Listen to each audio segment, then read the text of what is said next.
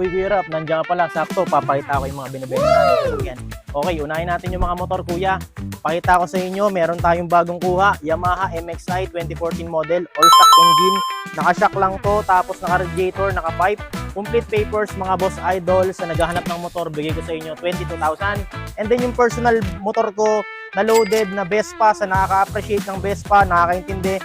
Mga bossing, loaded na yan. As you can see, naka 100,000 plus ako, naka all-ins na yan. Lahat, naka manibela, etc. Lahat kung pupuntahan mo, super load na yan. So, 220,000. And then, may dalawa akong jet ski dito. So, ang isa na ito mga boss, bigay ko 100,000 ng isa. Kayo na magpaandar yan, project ko sana yan, dadalhin sa resort namin sa Infanta. So, mga bossing, 100 isa na lang. So, Ford Ranger, soon to for sale, wild track to na 4x4. And then, yung Alphard natin, pinipinturahan na natin. 2014 model na Toyota Alphard na automatic. Ayan, so abangan natin to. And then, syempre, dahil may bago tayo na electric hybrid, binibenta ko na nga rin po pala itong Fortuner ko. Mga boss idol, which is 2022 model na B-bar yan, 20,000 auto mileage, 1,380,000. And then, syempre, may mga low budget tayo. Trooper na 4x4 na manual, mga boss 85.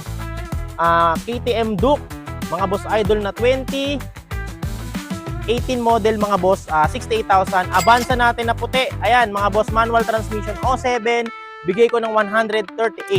And then mga boss, meron tayo ditong automatic na Altis G 1.6. So complete papers, naka-registro, malamig aircon, lilinisan lang yan, 100,000 na lang yan. And then Mazda 3 natin mga boss, 100,000 na lang din to. And then ito yung sa asawa ko, binibenta ko na rin yan.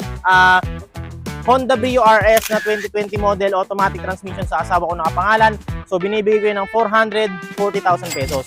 So mapapansin nyo mga boss, pwede nyong i-waste tong shop ko mga boss sa NVM Cars Trading, MLQ. Along the highway lang tayo, malapit sa OSIB, katabi lang mismo. So mga boss, marami akong binibentang mura dito, binabawasan ko na yung mga sasakyan natin kasi magpapagawa tayo ng shop. So yun lang mga boss, i-visit nyo na NVM Cars Trading. Halika na, let's go!